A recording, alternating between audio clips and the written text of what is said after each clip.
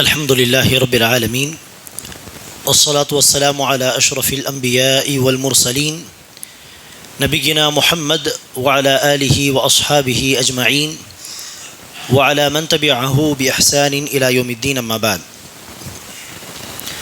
கண்ணியத்திற்குரிய சகோதர சகோதரிகளே, நபி தோழர்களுடைய சஹாபாக்களுடைய சம்பவங்களும் அதிலிருந்து படிப்பினைகளும் என்கிற இந்த தொடர் பயான் நிகழ்ச்சியில்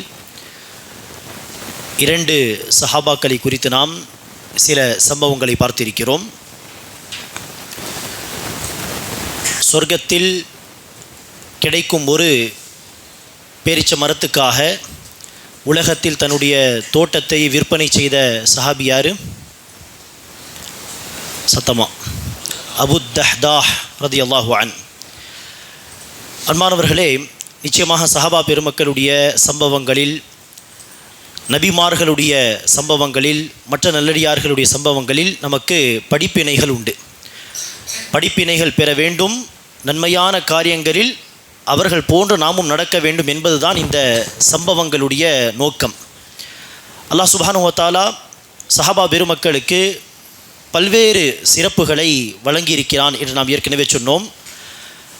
சூரத்துல் ஹுஜராத் அத்தியாயத்தில் அல்லாஹ் சுப்ஹானஹு வ தஆலா நபித்தோழர்கள் சஹாபாக்கள் குறித்து சொல்கிறான். வலக்கின்னல்லாஹ ஹப்பப இலைக்குமுல் ஈமான் வஸய்யனஹு ஃபீ குலூபிக்கும் வக்கர்ரஹ இலைக்குமுல் குஃப்ர வல் ஃபுசூக வல் இஸ்யான் உலாயிக ஹுமுர் ராஷிதூன். அல்லாஹ் சுப்ஹானஹு வ தஆலா உங்களுடைய உள்ளங்களில் ஈமானை பிரியமான ஒரு விஷயமாக ஆக்கிவிட்டான். மேலும் அந்த ஈமானை உங்களுடைய உள்ளங்களில் அலங்கரித்து விட்டான். மேலும் உங்களுடைய உள்ளங்களில் இறை நிராகரிப்பு, பாவம் செய்வது, அல்லாஹ்வுக்கு மாறு செய்வது போன்ற விஷயங்களை வெறுக்கத்தக்க விஷயங்களாக ஆக்கிவிட்டான்.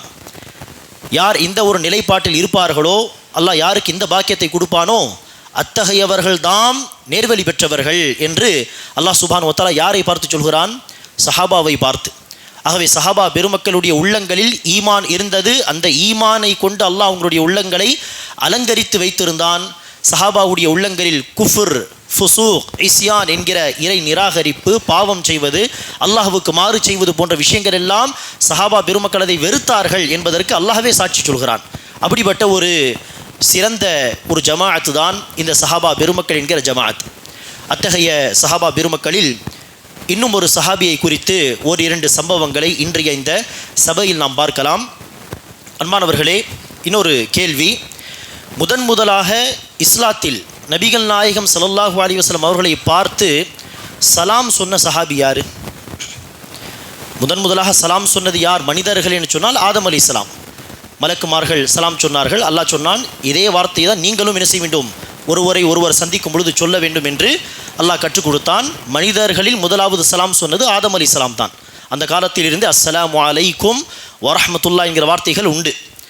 இஸ்லாத்திலே சஹாபா பெருமக்களில் நபியை பார்த்து முதலாக சலாம் சொன்ன சஹாபி யாரு? சொல்லுங்க. அபூ தர் அல் கிஃபாரி ரலியல்லாஹு அன்ஹு. அபூ தர் அல் கிஃபாரி ரலியல்லாஹு அன்ஹு, அவருடைய பெயர் ஜுந்துப் பின் ஜுனாதா ரலியல்லாஹு அன்ஹு. பெரும்பாலும் ஜுந்துப் என்றெல்லாம் பயன்படுத்த மாட்டார்கள், அபூ தர் அல் கிஃபாரி என்று தான் சொல்வார்கள். இவர்கள் மக்காவில் நபிகள் நாயகம் ஸல்லல்லாஹு அலைஹி வஸல்லம் அவர்கள் ரகசியமாக அழைப்பு பணியை செய்து பிறகு பகிரங்கப்படுத்தி அந்த ஆரம்ப காலகட்டத்திலே இஸ்லாத்தை தழுவியவர். மக்காவில் இருக்கும் பொழுது இவர் இஸ்லாத்தை தழுவிய சம்பவத்தை இப்னு அப்பாஸ் ரலியல்லாஹு அன்ஹு அவர்கள் அறிவிக்கிறார்கள். அது சஹீஹ் புகாரியுடைய 3522வது ஹதீஸாக பதிவு செய்யப்பட்டிருக்கிறது. 35:22. இப்னு அப்பாஸ் ரலியல்லாஹு அன்ஹுமா அவர்கள் அபூதர் கிஃபாரியிடம் கேட்டார்கள், நீங்கள் எப்படி இஸ்லாத்தை ஏற்றீர்கள்? அதற்கு அபூதர் அல் கிஃபாரி ரலியல்லாஹு அன்ஹு அவர்கள் சொல்கிறார், நான் கிஃபார் என்கிற கோத்திரத்தை சார்ந்தவனாக இருந்தேன். அப்போது மக்காவில் ஒருவர் தன்னை இறுதி தூதர், நபி என்று சொல்கிறார் என்கிற செய்தி எனக்கு கிடைத்தது. அதற்கு நான் என்னுடைய சகோதரர் அனீஸ் அவரை அழைத்து, நீ மக்காவுக்கு சென்று அங்கு ஒருவர் தன்னை நபி என்று சொல்கிறார், எப்படியாவது அவரை சந்தித்து அவரிடமிருந்து சில செய்திகளை கொண்டு வா, அவர் என்ன சொல்கிறார் என்ன கட்டளையிடுகிறார் என்று சில செய்திகளை கொண்டு வா என்று நான் என்னுடைய சகோதரர் அனீஸை மக்காவுக்கு அனுப்பினேன். அவர் மக்காவுக்கு சென்று ரசூலை சந்தித்து மீண்டும் அபூதர் கிஃபாரியிடம் கிஃபார் கோத்திரத்துக்கு வந்தார்கள். அபூதர் கிஃபாரி அவர்கள் விசாரித்தார்கள், என்ன செய்திகள் சொல்லுங்கள். அதற்கு அனீஸ் அவருடைய சகோதரர் சொன்னார்கள், அவர் நன்மையை செய்ய வேண்டும் என்று வலியுறுத்துகிறார், தீமையை செய்யக்கூடாது என்று என்ன செய்கிறார், தடுக்கிறார். அபூதர் கிஃபாரி அவர்கள் சொல்கிறார்கள், என்னுடைய சகோதரர் மக்காவிலிருந்து ரசூலை பற்றி நபியை பற்றி திருப்திகரமான ஒரு செய்தியை கொண்டு வரவில்லை. அதற்காக நான் என்ன செய்தேன், சுயமாக நானே மக்காவுக்கு சென்று ரசூலை சந்தித்து பேச வேண்டும் என்று மக்காவுக்கு நான் புறப்பட்டு சென்றேன். மக்காவுக்கு போகும் பொழுது குடிப்பதற்கு தண்ணீர் ஒரு தோல் பையில், ஒரு கைத்தடி, 2 விஷயங்களை எடுத்து நான் மக்காவுக்கு புறப்பட்டு விட்டேன். அங்கு போன பிறகு காபத்துல்லாவுக்கு அருகில் தங்கி இருந்து அல்லாஹ்வை வணங்கி கொண்டு தண்ணீர் காலியான பிறகு ஜம்சம் தண்ணீரை குடித்து கொண்டு அப்படியே சுற்றி என்ன நடக்கிறது என்பதை அவகானித்து கொண்டிருந்தேன். நான் எதற்காக வந்திருக்கிறேன், என்ன நோக்கம் யாருக்கும் நான் வெளிப்படுத்தவில்லை. இதற்கு மத்தியில் அலி ரதியல்லாஹு அவர்கள் அங்கு வந்தார்கள். அலி ரதியல்லாஹு அவர்களுக்கு அப்போது என்ன வயது இருந்திருக்கும் என்று சொன்னால், அவர் இஸ்லாத்தை தழுவிய பொழுது ஒரு சிறுவர், 8 வயது சிறுவர். இந்த சம்பவம் நடக்கும் பொழுது அநேகமாக அவருக்கு ஒரு 12-13 வயது தான் இருந்திருக்கும் அதிகபட்சம். அலி ரதியல்லாஹு அவர்கள் அந்த பக்கம் வந்தார்கள். வந்து என்ன ஊருக்கு புதியவரா என்று கேட்டார். ஆம், நான் கிஃபார் கோத்திரத்தை சார்ந்தவன் என்று சொல்ல, தங்குவதற்கு இடமில்லையா, நடங்கள் என்னோடு வாருங்கள் என்று அலி ரதியல்லாஹு அவர்கள் என்னை தன்னோடு அழைத்து சென்றார். அலி ரதியல்லாஹு அவர்களுடைய வீட்டில் இரவு கழித்தார்கள் அபூதர் கிஃபாரி. காலையில் மீண்டும் காபத்துல்லாவுக்கு வந்து விட்டார்கள். வந்தபடி ஏதாவது நபியை குறித்து செய்தி கிடைக்குமா என்றபடியே சுற்றி பார்த்து கொண்டே இருந்தார்கள். மீண்டும் அந்த வழியாக அலி ரதியல்லாஹு அவர்கள் கடந்து சென்றார்கள். அப்போது கேட்டார்கள், என்ன நீங்கள் தேடி வந்த நபர் இன்னும் நீங்கள் பார்க்கவில்லையா என்று சொல்ல, அபூதர் கிஃபாரி ரதியல்லாஹு அவர்கள், இல்லை, இன்னும் நான் சந்திக்கவில்லை. யாரை நீங்கள் சந்திக்க விரும்புகிறீர் என்று கேட்க, நான் அந்த விஷயத்தை ரகசியமாக வைக்க விரும்புகிறேன், அந்த ரகசியத்தை நீங்களும் யாருக்கும் சொல்ல மாட்டேன் என்று கேரண்டி கொடுத்தால் நான் உங்களிடம் சொல்வேன் என்று சொல்ல, அலி ரதியல்லாஹு அவர்கள் சொன்னார்கள், ஆம், நிச்சயமாக நீங்கள் சொல்லுங்கள், நான் யாரிடத்திலும் அந்த விஷயத்தை சொல்ல மாட்டேன். அவர்கள் சொன்னார்கள், இல்லை, மக்காவில் ஒருவர் தன்னை நபி என்று சொல்கிறார் என்கிற செய்தி எனக்கு தகவல் கிடைத்தது. என்னுடைய சகோதரர் அனீஸை நான் மக்காவுக்கு அனுப்பி வைத்தேன். ஆனால் அவர் திருப்திகரமான ஒரு செய்தி கொண்டு வரவில்லை. அதற்காக தான் நானே சுயமாக கிளம்பி வந்திருக்கிறேன். நான் அந்த நபரை, நபியை சந்திக்க வேண்டும் என்று சொல்ல, அலி ரதியல்லாஹு அவர்கள் சொன்னார்கள், நீங்கள் நேர்வழியை பெற்றுவிட்டீர்கள், கரெக்டான இடத்தில் தான் நீங்கள் வந்திருக்கிறீர்கள், நடங்கள் என்னோடு வாருங்கள். ஆனால் நீங்கள் என்னை பின்தொடர்ந்து வருகிறீர்கள் என்பதை யாருக்கும் காட்ட வேண்டாம். யாராவது நான் பயப்படும் விதமான நபர் யாராவது இடையில் வந்துவிட்டால், நான் ஏதோ குனிந்து செருப்பு சரி செய்வது போல், சிறுநீர் கழிப்பது போல் ஏதோ ஓரமாக நான் நின்று விடுவேன்.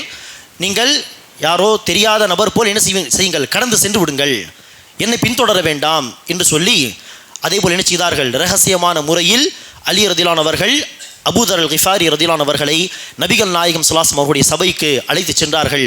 அங்கு போய் அபூதர் கிஃபாரி ரசூலை பார்த்ததும் என்ன செய்தார்கள், அஸ்ஸலாமு அலைக்கும் வரஹ்மத்துல்லாஹ் என்று சலாம் சொன்னார்கள். இவர்தான் முதலாக நபியை பார்த்து சலாம் சொன்ன சஹாபி. அடுத்து அந்த பழக்கம் அப்படியே வந்திருக்கும். ரசூலுடைய சபைக்கு வந்ததும் அபூதர் கிஃபாரி ரதியல்லாஹு அவர்கள் ரசூலிடம் இஸ்லாத்தை பற்றி கேட்டார்கள். நபி ஸல்லல்லாஹு அலைஹி வஸல்லம் அவர்கள் அடிப்படை விஷயங்களை சொன்னார்கள். பிறகு கலிமாவை சொல்ல அபூதர் கிஃபாரி ரதியல்லாஹு அவர்கள் கலிமாவை சொல்லி இஸ்லாத்தை தழுவினார். பிறகு நபி ஸல்லல்லாஹு அலைஹி வஸல்லம் அவர்கள் சொன்னார்கள் அபூதர் கிஃபாரியை பார்த்து, அபூதர் அவர்களே, நீங்கள் தன்னுடைய இஸ்லாத்தை தழுவிய இந்த விஷயத்தை மறைத்து வையுங்கள், யாருக்கும் பகிரங்கப்படுத்த வேண்டாம், சூழ்நிலை சரியில்லை மக்காவில் என்று உபதேசம் செய்தார்கள். ஆனால் அபூதர் கிஃபாரி ரதியல்லாஹு அவர்களுக்கு இஸ்லாத்தை தழுவிய பிறகு இதை எப்படியாவது மக்களுக்கு சொல்ல வேண்டும், மக்களையும் அதன்பால் அழைக்க வேண்டும் என்கிற ஒரு துடிப்பு. என்ன செய்தார், காபத்துல்லாவுக்கு அருகில் சென்று, யா மாஷர குரைஷியர்களை வாருங்கள் என்று அழைத்து, நான் அல்லாஹ்வை தவிர வணக்கத்திற்குரியவன் வேறு யாரும் இல்லை, மேலும் முஹம்மது அல்லாஹ்வின் தூதர் ஆவார் என்று சாட்சி சொல்கிறேன், இதையே நோக்கி நீங்களும் வாருங்கள் என்று பகிரங்கமாக சொல்லிவிட்டார். உடனே அந்த குரைஷியர்கள், இவன் வழி தவறிவிட்டான், உண்மை மதத்தை விட்டு வெளியேறிவிட்டான், சாபி என்று சொல்வார்கள். மார்க்கத்தை விட்டு வெளியேறினால் நாம் எப்படி முர்த்தத் என்று சொல்வோமோ அப்படி இந்த மக்கத்து காஃபிர்களுடைய பழக்கம் என்ன, அந்த சிலை வணக்கம் என்கிற வழியை விட்டு சென்று விட்டால், நபியை தூதராக ஏற்றுவிட்டால் சாபி, வழி தவறியவன் என்கிற அர்த்தத்தில் அந்த வார்த்தையை சொல்வார்கள். சொன்னார்கள் இவன் வழி தவறி விட்டான் என்று. எல்லோரும் கும்பலாக சேர்ந்து அபூதர் கிஃபாரி ரதியல்லாஹு அவர்களை கடுமையாக தாக்கினார்கள், அடித்தார்கள், உயிர் போகும் அளவுக்கு. இடையில் அப்பாஸ் ரதியல்லாஹு அவர்கள் வந்து, அந்த நேரத்தில் அவர்கள் இஸ்லாத்தை ஏற்கவில்லை. ரசூலுடைய சிறிய தந்தை அப்பாஸ் பின் அப்துல் முத்தலிப் இஸ்லாத்தை ஏற்கவில்லை. ஆனால் நல்ல குணம் கொண்டவர். வந்து நினைச்சார்கள், குறைஷியர்களை தடுத்தார்கள். தடுத்து அபூதர் கிஃபாரியை காப்பாற்றினார்கள். சொன்னார்கள், நீங்கள் யாரை அடிக்கிறீர்கள்? இவர் கிஃபார் கோத்திரத்தை சார்ந்தவர். நீங்கள் அடிக்கடி திஜாரத் செய்வதற்காக, பிஸ்னஸ் செய்வதற்காக அந்த ஊருக்கு போக வேண்டிய தேவை இருக்கிறது. வேறு ஊருக்கு பிஸ்னஸ் விஷயமாக போனால் அந்த கிஃபார் கோத்திரத்தை கடந்து போக வேண்டிய தேவை இருக்கிறது. அந்த கோத்திரத்தை சார்ந்த ஒருவரை நீங்கள் இப்படி அடித்தால் கஷ்டமாகிவிடும், நமக்கு வணிகம் செய்ய முடியாது என்று ஒரு காரணத்தை இப்படி சொல்லி நினைச்சார்கள், தடுத்தார்கள். சரி என்று அவரை அழைத்து சென்றார்கள். அடுத்த நாள் சுதாரித்து கொண்டு தன்னை மீண்டும் நினைச்சார்கள் காபத்துல்லாவுக்கு அருகில் சென்று. அதே மாதிரி பகிரங்கமாக கலிமாவை சொன்னார்கள். மீண்டும் அதே போல் சம்பவம் நடந்தது. 2 அல்லது 3 முறை இப்படி நினைச்சார்கள். கலிமாவை பகிரங்கமாக சொல்லி குறைஷியர்களிடம் அடி வாங்கினார்கள் அபூதர் கிஃபாரி ரலியல்லாஹு அன்ஹு. இப்படி ஆரம்ப காலகட்டத்தில் எப்போது இஸ்லாத்தை தழுவிய சஹாபாக்கள் இஸ்லாத்தை பகிரங்கப்படுத்தாமல் மறைத்து வைப்பார்களோ, அப்படிப்பட்ட ஆரம்ப காலகட்டத்திலேயே இஸ்லாத்தை தழுவிய ஒரு சஹாபி தான் அபூதர் அல் கிஃபாரி ரலியல்லாஹு அன்ஹு. இவர்கள் இஸ்லாத்தை தழுவிய பிறகு இன்னொரு முக்கியமான சம்பவம் நடந்தது. அது என்னவென்றால், இவர் ஒரு சஹாபியை பார்த்து அவருடைய தாயை அடிப்படையாக வைத்து பழித்தார்கள். அநேகமாக அந்த நிறத்தை அடிப்படையாக கொண்டு அல்லது வேறு ஊரை சார்ந்தவர், அரபு அல்லாதவர் என்பதை அடிப்படையாக கொண்டு என்ன செய்தார்கள்? தாயை சொல்லி பழித்தார்கள். சில அறிவிப்புகளிலே, பலவீனமான செய்திகளில் இவர்கள் பிலால் ரதியல்லாஹு அவர்களை பார்த்துதான் பழித்ததாக சொல்லப்பட்டிருக்கிறது. பிலால் ரதியல்லாஹு அவர்கள் அரபி கிடையாது, அபிசீனியாவை ஹபஷாவை சார்ந்தவர். ஆகவே பிலால் ரதியல்லாஹு அவர்களை பார்த்து கருப்பியின் மகனே என்று நிறத்தை அடிப்படையாக வைத்து அல்லது அரபு அல்லாதவர் அஜமி என்பதை அடிப்படையாக வைத்து இப்படி பழித்தார் என்பதாக சொல்லப்படுகிறது. ஆனால் அந்த செய்திகள் எல்லாமே பலவீனமானவை. நானும் ஒரு காலம் வரை பிலால் ரதியல்லாஹு அன்ஹு பார்த்து தான் இவர் இப்படி சொல்லியிருப்பார் என்பதாக நினைத்தேன். எந்த அளவிற்கு என்று சொன்னால், இந்த பிரச்சனைக்கு பிறகு அபூதர் அல் கிஃபாரி ரலியல்லாஹு அன்ஹு அவர்கள் தன்னுடைய கன்னத்தை மண்ணில் வைத்து பிலாலை பார்த்து, நீங்கள் தன்னுடைய காலை என்னுடைய கன்னத்தில் வையுங்கள், அப்போதுதான் என்னுடைய ஆணவம் எல்லாம் என்னை விட்டு போகும் என்று சொன்னதாக அப்படியெல்லாம் செய்தி வருகிறது. ஆனால் அது எல்லாமே பலவீனமான செய்திகள். யாரை பார்த்து இவர் இப்படி சொன்னார் நமக்கு தெரியாது, உறுதியான விஷயம் அல்ல. பல அறிஞர்கள் பிலால் என்று சொல்கிறார்கள், ஆனால் அது பலவீனமான செய்தி. சரி, யாரோ ஒரு சஹாபியை பார்த்து அபூதர் அல் கிஃபாரி நினைச்சார்கள், அவர் அரபி அல்லாதவர் என்பதை அடிப்படையாக வைத்தோ அல்லது அவருடைய நிறத்தை, கருப்பு நிறத்தை அடிப்படையாக வைத்தோ நினைச்சார்கள், பழித்தார்கள். அதற்கு அந்த சஹாபி என்ன செய்தார்? நபிகள் நாயகம் ஸல்லல்லாஹு அலைஹி வஸல்லம் அவர்களிடம் சென்று அபூதர் அல் கிஃபாரிக்கு எதிராக முறையிட்டார்கள். என்னை பார்த்து அபூதர் இப்படியெல்லாம் நிறத்தை அடிப்படையாக வைத்து, மொழியை அடிப்படையாக வைத்து பழிக்கிறார் பாருங்கள் யா ரசூலல்லாஹ் என்று முறையிட்டார்கள். அப்போது நபிகள் நாயகம் ஸல்லல்லாஹு அலைஹி வஸல்லம் அவர்கள் கடுமையாக கோபப்பட்டு அபூதர் அல் கிஃபாரி ரலியல்லாஹு அன்ஹு அவர்களை அழைத்து சொன்னார்கள், இன்ன கம்ருஉன் ஃபீக ஜாஹிலியா. அபூதர் அவர்களே, இன்னும் உங்களிடத்தில் சில ஜாஹிலியத்துடைய பழக்க வழக்கங்கள் இருக்கிறது, அறியாமை கால பழக்க வழக்கங்கள். இஸ்லாம் என்ன சொல்கிறது? நபிகள் நாயகம் ஸல்லல்லாஹு அலைஹி வஸல்லம் அவர்கள் தன்னுடைய இறுதி பேருரையில் சொன்ன அந்த வார்த்தைகள், லா ஃபضل لعربي على عجمي ولا لعجمي على عربي. அரபிக்கு அரபி அல்லாதவர் மீது எந்த ஒரு சிறப்பும் கிடையாது இஸ்லாத்தில். அரபி அல்லாதவருக்கு அரபி மீது எந்த ஒரு சிறப்பும் கிடையாது. ولا لأبيض على أسود ولا لأسود على أبيض. கருப்பருக்கு ஒரு சிவப்பு, ஒரு வெள்ளையர் மீது எந்த ஒரு சிறப்பும் கிடையாது. ஒரு வெள்ளையருக்கு கருப்பர் மீது எந்த ஒரு சிறப்பும் கிடையாது. இல்லா பி தக்வா. இஸ்லாத்தில் சிறப்பு என்று சொன்னால் தக்வாவின் அடிப்படையில் தான், பயபக்தியின் அடிப்படையில் தான். பயபக்தி இருந்தால் அவர்தான் அல்லாஹ்வுடைய பார்வையில் சிறந்தவர். நிறத்தின் அடிப்படையிலோ மொழியின் அடிப்படையிலோ அல்லாஹ்வுடைய பார்வையில் எந்த ஒரு சிறப்பும் எந்த ஒரு கண்ணியமும் கிடையாது என்பதை தான் நபிகள் நாயகம் ஸல்லல்லாஹு அலைஹி வஸல்லம் அவர்கள் சஹாபா பெருமக்கள் கற்றுக் கொடுத்தார்கள். ஆகவே இது மொழியின் அடிப்படையில், நிறத்தின் அடிப்படையில் பிறரை பழிப்பதோ பிறரை தகாத வார்த்தைகளை கொண்டு பேசுவதோ இதெல்லாம் அறியாமை கால பழக்க வழக்கங்கள். ஆகவே அபூதரை பார்த்து ரசூல் சொன்னார்கள், அபூதரே, உங்களிடத்தில் இன்னும் அறியாமை கால பழக்க வழக்கங்கள் இருக்கிறதே என்று அபூதரை பார்த்து கண்டித்து பிறகு ரசூல் அவர்கள் உபதேசம் செய்தார்கள். நபி ஸல்லல்லாஹு அலைஹி வஸல்லம் அவர்கள் அபூதரை பார்த்து சொன்னார்கள், இந்த அடிமைகளாக உங்களுக்கு கீழ் இருக்கக்கூடியவர்கள், உங்களுக்கு கீழ் வேலை பார்க்கக்கூடிய இந்த வேலைக்காரர்கள், அது பணியாளர்கள், இவர்களும் உங்களுடைய சகோதரர்கள் தாம். அவர்கள் இஸ்லாத்தை தழுவிய மக்களாக இருந்தால் அவர்களும் உங்களுடைய சகோதரர்கள். அவர்களுக்கு நீங்கள் ஏதாவது ஒரு வேலையை கொடுத்தால் என்ன செய்யுங்கள்? அவர்களுடைய சக்திக்கு ஏற்ற வேலையை கொடுங்கள். சக்திக்கு மீறி ஏதாவது வேலையை கொடுத்தால் நீங்களும் சேர்ந்தவர்களுக்கு என்ன செய்யுங்கள்? உதவி செய்யுங்கள். அடிமைகள், வேலைக்காரர்கள், பணியாளர்கள் நான் தான் சம்பளம் கொடுத்தானே வைத்திருக்கிறேன் என்கிற அடிப்படையில் என்ன செய்யக்கூடாது? சக்திக்கு அப்பாற்பட்ட வேலைகள் எல்லாம் சிரமத்தை எல்லாம் கொடுக்கக்கூடாது. சக்திக்கு உட்பட்ட வேலைகளை தாருங்கள். சரி, சக்திக்கு மீறி ஏதாவது வேலையை கொடுத்தால் நீங்களும் சேர்ந்தவர்களுக்கு உதவி செய்யுங்கள் என்று உபதேசம் செய்து பிறகு ரசூல் அவர்கள் சொன்னார்கள், நீங்கள் சாப்பிட்டால் உங்களுடைய அடிமைகள், உங்களுடைய பணியாளர்களுக்கும் உணவளியுங்கள். நீங்கள் ஆடை உடுத்தினால் உங்களுடைய அடிமைகள், உங்களுடைய பணியாளர்களுக்கும் ஆடையை அணிவியுங்கள் என்று நபி ஸல்லல்லாஹு அலைஹி வஸல்லம் அவர்கள் உபதேசம் செய்தார்கள். அந்த உபதேசத்தின் வெளிப்பாடு பாருங்கள். அபூதர் அல் கிஃபாரி ரலியல்லாஹு அன்ஹு அவர்கள் கடைசி காலங்களிலே ரபதா என்கிற இடத்தில் வசித்து வந்தார். அந்த இடத்தில் இருக்கும் பொழுது மஅரூர் என்கிற ஒரு தாபிஈ அவர்கள் அபூதர் அல் கிஃபாரியை பார்த்தார்கள். அபூதர் அல் கிஃபாரிக்கு அருகில் அவருடைய அடிமை அல்லது பணியாளர் நின்று கொண்டிருக்கிறார். அபூதர் அல் கிஃபாரி ரலியல்லாஹு அன்ஹு அவர்கள் எந்த ஆடையை மேலாடையாக உடுத்தியிருந்தாரோ அதே ஆடை அவருடைய அடிமையும் அணிந்திருந்தார்கள். ஒரே மாதிரியான ஆடை, சொல்லப்போனால் ஒரே ஆடை, மேலங்கியாக அவர்கள் எதை அணிந்திருந்தார்களோ அதே ஆடையை அவருடைய அடிமையும் அணிந்திருந்தார். இதை பார்த்து ஆச்சரியப்பட்ட அவர்கள் கேட்டார்கள், இது எப்படி எஜமான் எந்த ஆடையை, எந்த தரத்தில் உள்ள ஆடையை அணிந்திருக்கிறாரோ அதே ஆடையை அதே தரத்தில் அடிமையும் அணிந்திருக்கிறாரே? ஆச்சரியப்பட்ட மஅரூர் என்பவர் அபூதர் அல் கிஃபாரியை பார்த்து கேட்டார்கள், என்ன விஷயம்? ஒரே மாதிரியான ஆடையை எஜமானும் அடிமையும் அணிந்திருக்கிறீர்களே, என்ன விஷயம்?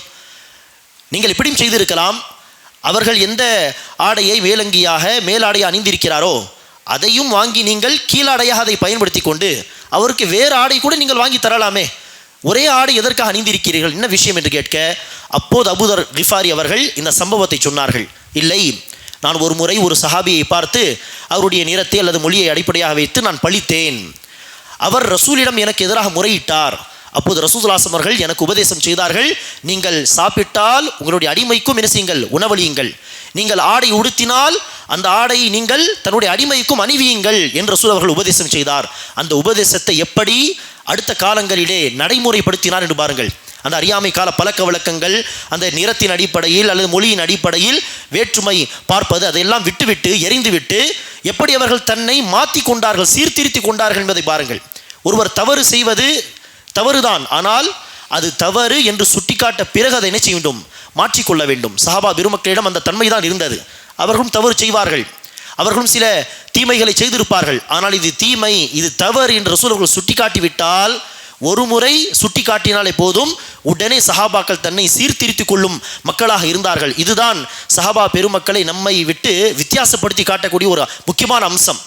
ஆகவே அபூதர் அல் கிஃபாரி அறியாமை கால பழக்க வழக்கத்தின் அடிப்படையில் மொழியை அல்லது நிறத்தை அடிப்படையாக வைத்து பழித்தார்கள். ஆனால் எப்போது ரசூல் அவர்களை கண்டித்தார்களோ, உங்களிடம் இன்னும் அந்த அறியாமை கால பழக்க வழக்கங்கள் ஜாஹிலத் இன்னும் இருக்கிறது என்று கோபமாக பேசினார்களோ, அடுத்து அந்த பழக்க வழக்கங்கள், இந்த சிந்தனையெல்லாம் தூக்கி எறிந்து விட்டார். இந்த அளவிற்கு அவர்கள் தன்னை மாற்றி கொண்டார்கள். ரபதா என்கிற இடத்தில் அவர்கள் வசித்தார் என்று சொன்னோமே, அதற்கு அது மதீனாவை விட்டு சற்று அருகில் இருக்கக்கூடிய ஒரு கிராமம். அங்கு சஹாபா பெருமக்கள் அதிகமாக இருக்க மாட்டார்கள். ஆனால் இவர்கள் அங்கு போய் வசித்து வந்தார்கள், ரபதா என்கிற இடத்தில். அதற்கு அந்த காலத்தில் சரி, அந்த அவர்கள் வாழ்ந்த காலத்துக்கு பின் உள்ள காலங்களிலும் சரி, இந்த விஷயத்தை தப்பாக சில மக்கள் நினைச்சார்கள், மக்கள் மத்தியில் கொண்டு போனார்கள் தப்பான விதத்தில். எப்படி என்று சொன்னால், உஸ்மான் பின் அஃபான் அவர்களும் முஆவியா ரலியல்லாஹு அன்ஹு அவர்களும் அபூதர் அல் கிஃபாரி மீது அநீதி இழைத்தார்கள். அவர்களை ஊரை விட்டு ஒதுக்கி வைத்தார்கள். அபூதர் அல் கிஃபாரி அநியாயமாக நாடு துரத்தப்பட்டார் என்றெல்லாம் உஸ்மான் பின் அஃபான் மீதும் முஆவியா ரலியல்லாஹு அன்ஹு அவர்கள் மீதும் அவதூறாக இந்த விஷயத்தை நினைச்சுகிறார்கள். சில பேர் அந்த காலத்திலும் பரப்பினார்கள், இந்த காலத்தில் கூட அப்படி சில பேர் பேசுகிறார்கள். அதை குறித்து அலி அஸ்-ஸல்லாபி என்கிற ஒரு மிக பிரபலமான வரலாற்று ஆசிரியர் அவர் சொல்கிறார், இதெல்லாம் பொய்யான தகவல்கள். உஸ்மான் பின் அஃபான் அவர்கள் அபூதர் அல் கிஃபாரியை ஊரை விட்டு ஒதுக்கி வைத்தார் என்று சொல்வதோ, அல்லது முஆவியா ரலியல்லாஹு அன்ஹு அவர்கள் அபூதர் அல் கிஃபாரியை ஊரை விட்டு ஒதுக்கி வைத்தார், அவர் நாடு துரத்தப்பட்டார் என்று சொல்வதோ அவதூறான செய்திகள். இப்படியெல்லாம் ஒன்றும் நடக்கவில்லை. மாறாக என்ன நடந்தது என்று சொன்னால், அபூதர் அல் கிஃபாரி அவர்களுக்கும் முஆவியா ரலியல்லாஹு அவர்களுக்கும் சரி, அல்லது உஸ்மான் பின் அஃபான் அவர்களுக்கும் சரி, ஒரு கருத்து வேறுபாடு இருந்தது. என்ன கருத்து வேறுபாடு என்று கேட்டால், தௌபா அத்தியாயத்தில் ஒரு வசனம் இருக்கிறது. அந்த வசனத்தில் அல்லாஹ் சுப்ஹானஹு வ தஆலா சொல்கிறான், இது தௌபா அத்தியாயத்தின் 34வது வசனம். அந்த வசனத்தில் அல்லாஹ் சொல்கிறான், எவர்கள் தங்கத்தை வெள்ளியை சேர்த்து சேர்த்து வைக்கிறார்களோ, அல்லாஹ்வின் பாதையில் அதை செலவு செய்வதில்லையோ, அத்தகையவர்களுக்கு நபியே நீங்கள் நோவினை தரும் வேதனை உண்டு என்று நற்செய்தி சொல்வீராக. எப்படிப்பட்ட வேதனை? 35வது வசனத்தில் தௌபா 35 அல்லாஹ் சொல்கிறான், யௌம யுஹ்மா அலைஹா ஃபீ நாரி ஜஹன்னம். அவர்கள் சேர்த்து சேர்த்து வைத்த அந்த தங்கமும் வெள்ளியும் நெருப்பாக காய்ச்சப்பட்டு மாற்றப்பட்டு, அந்த நெருப்பை கொண்டு அல்லாஹ் என்ன செய்வான்? அவர்களுடைய நெற்றி, அவர்களுடைய விலாப்புறங்கள், அவர்களுடைய முதுகுகளை அல்லாஹ் வேதனை செய்வான், சூடு வைக்கப்படும். பிறகு அல்லாஹ் சொல்வான், ஹதாமா கனஸ்தும் லி அன்ஃபுசிக்கும் ஃபதூகு மா குன்தும் தக்னிசூன். இதோ நீங்கள் தனக்காக சேர்த்து சேர்த்து வைத்த பொக்கிஷம் இதுதான், நீங்கள் சேர்த்து வைத்த செல்வம் இதுதான், உங்களுடைய செல்வத்தின் சுவையை சுவைத்து பாருங்கள் என்று அல்லாஹ் சுப்ஹானஹு வ தஆலா வேதனை செய்வான் என்கிற வசனம். இந்த வசனத்தை அபூதர் அல் கிஃபாரி எப்படி புரிந்து கொண்டார் என்று சொன்னால், ஒருவர் என்னதான் சம்பாதித்தாலும் தனக்கு தன்னுடைய மனைவி மக்களுக்கு எவ்வளவு தேவையோ அவ்வளவு காசை எடுத்துக்கொண்ட பிறகு மீதம் உள்ளதை, அதிகமாக உள்ளதை அவசியம் சதகாவாக தர வேண்டும். சேவிங்ஸ் செய்யக்கூடாது, சேர்த்து வைக்கவே கூடாது, ஹராம் என்கிற மாதிரியான ஒரு நிலைப்பாட்டில் அபூதர் அல் கிஃபாரி இருந்தார்கள். இந்த வசனத்துக்கு அவருடைய புரிதல் என்ன? காசு பணத்தை சேர்த்து வைக்கவே கூடாது, சேர்த்து வைத்தால் அது வேதனையாக மாற்றப்படும். தனக்கு தன்னுடைய மனைவி மக்களுக்கு தேவையானதை எடுத்துக்கொள்ள வேண்டும், அதிகப்படியாக உள்ளதை, மீதம் உள்ளதை அவசியம் சதகாவாக தர வேண்டும். சேர்த்து வைப்பது மார்க்கத்தில் அறவே கூடாது என்பது இவருடைய புரிதல். ஆனால் மற்ற சஹாபா சொன்னார்கள், அது அப்படி அல்ல, இது ஜகாத் கொடுக்காமல் சேர்த்து சேர்த்து வைப்பார்களே, அவர்களுக்கு எதிராக தான் அல்லாஹ் சுப்ஹானஹு வ தஆலா இப்படி எச்சரிக்கை செய்கிறானே ஒழிய, ஜகாத் எல்லாம் முறையாக கொடுத்து அதிகப்படியாக உள்ளதை சேவிங்ஸ் செய்வதில் தவறு கிடையாது என்பது மற்ற சஹாபாவுடைய புரிதல். ஆனால் அபூதர் அல் கிஃபாரியுடைய புரிதல் என்ன? இல்லை, சேர்த்து வைப்பதே ஹராம். தனக்கு தன்னுடைய மனைவி மக்களுக்கு தேவையானதை எடுத்துக்கொண்டு அதிகப்படியாக அல்லாஹ் நமக்கு என்ன தருகிறானோ சம்பாத்தியத்தில், அதை உடனே அப்பப்போ சதகாவாக கொடுத்து முடித்து விட வேண்டும் என்பது இவருடைய புரிதல். இப்படி ஒரு கருத்து வேறுபாடு இருந்தது. ஆனால் ரபதா என்கிற இடத்தில் இவர்கள் போய் தனியாக இருந்ததற்கு என்ன காரணம் கிடையாது. இந்த கருத்து வேறுபாட்டின் அடிப்படையில் உஸ்மான் பின் அஃபான் அவர்களோ முஆவியா ரலியல்லாஹு அவர்களோ அவர்களை தனிமைப்படுத்தி விட்டார்கள் என்பது தப்பான காரணங்கள் அல்லது பொய்யான காரணங்கள். மாறாக ஒருவர் ஸைத் பின் வஹப் என்பவர் சொல்கிறார், இவர் ஒரு தாபிஇ, மரர்து பிர் ரபதா, நான் ரபதாவுக்கு சென்று இருந்தேன், அங்கு நான் அபூதர் அல் கிஃபாரியை பார்த்தேன். நான் சொன்னேன், நீங்கள் ஷாம் நாட்டிலிருந்து இங்கு எதற்காக வந்து விட்டீர்கள், ரபதாவில் எதற்காக தங்கியிருக்கிறீர்கள் என்று கேட்க அவர்கள் சொன்னார்கள், எனக்கும் முஆவியாவுக்கும் ஒரு கருத்து வேறுபாடு இருந்தது இந்த வசனத்திலே என்று அந்த வசனத்தை ஓதி காட்டினார். தௌபா அத்தியாயத்தின் 34வது வசனம். அந்த வசனத்தை குறித்து எனக்கும் அவருக்கும் ஒரு கருத்து வேறுபாடு. அவர் சொல்கிறார், இது யூதர்கள் சம்பந்தமாக வந்த வசனம், யூதர்கள் நசாராக்கள் சம்பந்தமாக வந்த வசனம். நான் சொன்னேன், இல்லை, இது நமக்கும் இந்த வசனம் பொருந்தும், காசு பணம் சேர்த்து சேர்த்து வைத்தால் நமக்கும் அந்த வசனம் பொருந்தும் என்பதாக நான் சொன்னேன். அந்த கருத்து வேறுபாடுக்கு அடுத்து நான் உஸ்மான் பின் அஃபானை சந்தித்தேன். மதீனாவுக்கு வந்திருந்த பொழுது மதீனா வாசிகளும் கூட்டம் கூட்டமாக வந்து என்னை ஏதோ பார்த்தார்கள், சந்தித்தார்கள். அப்போது உஸ்மான் பின் அஃபான் சொன்னார், நீங்கள் மதீனாவுக்கு நெருக்கமாக இருக்கலாமே, ஷாம் நாட்டில் இருப்பதை விட மதீனாவுக்கு நெருக்கமாக நீங்கள் இருக்கலாமே என்று அவர்கள் ஆலோசனை தந்தார்கள். அதற்காக தான் மதீனாவுக்கு அருகில் ரபதா என்கிற இடத்தை நோக்கி நான் வந்தேன் என்று இவர்கள் நினைச்சுகிறார்கள். அபூதர் அல் கிஃபாரியே காரணத்தை சொல்கிறார். ஆக வெண்பானவர்களே, சஹாபா பெருமக்கள் அபூதர் அல் கிஃபார் நினைச்சவில்லை, ஊரை விட்டு ஒதுக்கெல்லாம் வைக்கவில்லை இந்த கருத்து வேறுபாட்டின் காரணமாக. ஆம், உஸ்மான் பின் அஃபான் என்ன செய்தார்கள், இந்த கருத்தை நீங்கள் இதுதான் சரி என்று உங்களுக்கு பட்டால் அந்த கருத்தை நீங்கள் வைத்துக் கொள்ளுங்கள், அமல்படுத்துங்கள், தப்பில்லை. ஆனால் பிறர் மீது இந்த கருத்தை என்ன செய்யாதீர்கள், திணிக்காதீர்கள் என்று சொன்னார்கள். அபூதரும் என்ன செய்யவில்லை, மக்களை அழைத்து பாருங்கள், சேவிங்ஸ் எல்லாம் செய்வது ஹராம், இதுதான் இந்த வசனத்துக்கு சரியான விளக்கம் என்று மக்கள் மீது அவர் இந்த கருத்தை அவர் என்ன செய்யவில்லை, திணிக்கவும் இல்லை. ஆனால் தன்னுடைய நிலைப்பாட்டை அவர்கள் விட்டுக் கொடுக்கவும் இல்லை. இதுதான் நடந்தது என்பதாக வரலாற்று ஆசிரியர்கள் சொல்கிறார்கள். இந்த சம்பவத்தில் நமக்கு கிடைக்கக்கூடிய படிப்பினை என்று பார்த்தால், ஒரு படிப்பினை, அபூதர் அல் கிஃபாரி ரலியல்லாஹு அவர்கள் எப்படி அறியாமை கால சில பழக்க வழக்கங்கள் இருந்தாலும் நபிகள் நாயகம் கண்டித்ததும் அதை விட்டு விட்டாரோ, எந்த அளவிற்கு சொன்னால் தான் உடுத்திய அதே ஆடையை தன்னுடைய அடிமைக்கும் என்ன செய்தார்கள், அணிவித்தார்கள். அதே போல் தான் நாமும் என்ன செய்ய வேண்டும். சில தவறுகள் சில பாவங்கள் நாம் செய்தாலும் குர்ஆன் ஹதீஸை கொண்டு நமக்கு உபதேசம் செய்யப்பட்டால், நமக்கு அறிவுரை சொல்லப்பட்டால் உடனே நாம் என்ன செய்ய வேண்டும், அந்த வசனத்தை நோக்கி அந்த ஹதீஸை நோக்கி வர வேண்டும், தன்னை சீர்திருத்திக் கொள்ள வேண்டும், இஸ்லாஹ் செய்து கொள்ள வேண்டும். இரண்டாவதாக அபூதர் அல் கிஃபாரி ரலியல்லாஹு அன்ஹுடைய வாழ்க்கை நமக்கு தரக்கூடிய மிகப்பெரிய ஒரு படிப்பினை. அந்த வசனத்தை அவர் சரியாக விளங்கி கொண்டாரா இல்லையா என்பது ஒரு பக்கம் இருக்கட்டும், ஆனால் உலக வாழ்க்கையை அதிகமாக ஆசைப்படாமல் நாடாமல் பற்றற்ற வாழ்க்கை இவர்கள் செய்தார்கள், வாழ்ந்தார்கள். அபு தஹ்தா பற்றி நாம் சொன்னோம், ஒரு மரத்துக்காக ஒரு தோட்டத்தை விற்பனை செய்து விட்டார். காரணம் என்ன, அந்த சஹாபாவுக்கு தெரியும் இந்த உலக வாழ்க்கை மறுமை வாழ்க்கையின் சொர்க்கத்தின் ஒரு கசை அளவுக்கு உள்ள இடத்துக்கு கூட என்ன செய்யாது, ஈடாகாது. நபி ஸல்லல்லாஹு அலைஹி வஸல்லம் சொன்னார்கள், ல மௌதிஉ ஸௌத்தின் ஃபில் ஜன்னah கைரும் மினத் துன்யா வமா ஃபிஹா. சொர்க்கத்தில் ஒரு கசை அளவுக்கு உள்ள இடம் உலகத்தை விட, உலகத்தில் உள்ள அத்தனை விஷயங்களை விட சிறந்தது என்று சொன்னார்கள். ஆகவே இந்த கசை அளவுக்குள்ள இடத்தை, ஒரு மரத்தை தான் அவர் என்ன செய்தார், தோட்டத்தை கொடுத்து வாங்கினார். அவர்களுக்கு தெரியும் அதை விட தான் சிறந்தது. அதை தான் அபூதர் கிஃபாரியும் செய்தார்கள். இந்த உலக வாழ்க்கை, இதில் நமக்கு கிடைக்கக்கூடிய செல்வ செழிப்பு எல்லாமே தற்காலிகமானது.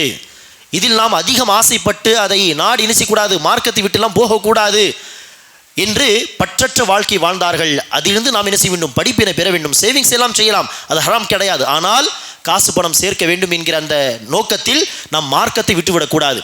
கடமையான இபாதத்துகளை விட்டுவிட்டு நாம் என்ன செய்யக்கூடாது, உலகத்தை நாடி போகக்கூடாது. உலகத்திலே பற்றற்ற வாழ்க்கையை வாழ வேண்டும், மறுமை வாழ்க்கையை இலக்காக வைக்க வேண்டும் என்கிற படிப்பினையையும் அபூதர் கிஃபாரி ரலியல்லாஹு அன்ஹு அவர்களுடைய இந்த வரலாறு நமக்கு தருகிறது. அல்லாஹ் சுப்ஹானஹு வ தஆலா நம் அனைவருக்கும் இவர்களுடைய வாழ்க்கையிலிருந்து படிப்பினை பெற்று அந்த படிப்பினைக்கு ஏற்ப வாழக்கூடிய பாக்கியத்தை நம் அனைவருக்கும் அல்லாஹ் சுப்ஹானஹு வ தஆலா தந்தருள்வானாக. ஆமீன். வாஹிரு தஅவானா அல்ஹம்துலில்லாஹி ரப்பில் ஆலமீன். சுப்ஹானக்கல்லாஹும்ம பிஹம்திக அஷ்ஹது அல்லா இலாஹா இல்லா அன்த அஸ்தக்ஃபிருக வ அத்தூபு இலைக்.